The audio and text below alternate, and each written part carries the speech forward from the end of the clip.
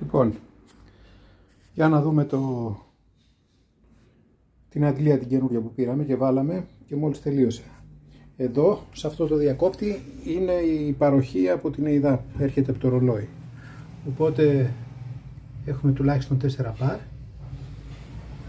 Και εδώ είναι η διακλάδωση που έκανα. Έκοψα εδώ και έφτιαξα με 3/4 μια καινούργια γραμμή.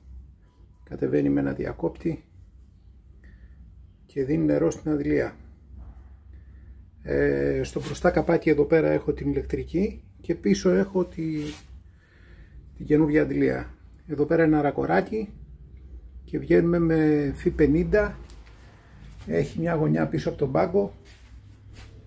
Βγαίνει από εδώ άλλο ένα ρακοράκι και πάει στην αποχέτευση του μπαλκονιού και από εκεί έξω από το σπίτι. Σε αυτό το σημείο έχω ύψος, μέγιστο ύψος 2,30-2,40. Αυτά.